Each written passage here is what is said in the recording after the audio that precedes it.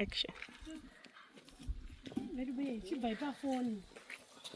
Pane kuti Unotosvika kumateni tisina kana zvatamboita vasikana. Saka ana mama vatimirira vabvira kare vaenda kumunda vatungamira. Kumunda kwacho kunoendwa nemunhu wese kuri madi kuenda makadai. Aiwa ka. Ini ndosara nearara ndichirongedza maplates. Ana mai nini ayo mai nini mugona kuenda. Inonga pati panofanwa usara umwe wana. Munosara nawo pakuita sei? Ndisara ndichibika. Munosara nawo pakuita sei?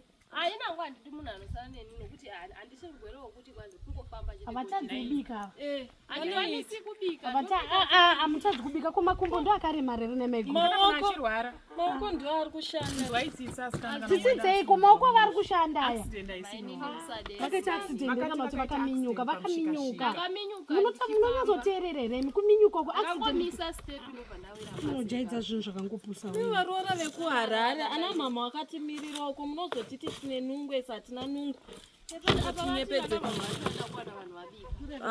Saka ini ndakusara nichibika nani. Maiguru muripo wanditi. Zvinobuda. Zvinoita. Saka ndakusara hangu nani na maiguru. Ndaona hamuna mvura. Maybe ungatobuda nana mai nini avaenda kuti. Tora ichigubhu chinonochera mvura. Muri kuuya here imi handei. Mvura futi. Aiwa ende tora ichi chigubhu chinonochera mvura. Koma sai muchasara muchiitei manje. Hamuna zvamuri kukwanisa kuita. Handina kuchasa huko. Handei. Chitasai huku tisadye nyama yatakasasika umu. Alright. Munoita musapedzi. Munoita ava. Takavamirira musi wamanorwara. Havasi kukunzwirai tsitsi vangu vachimunyaya.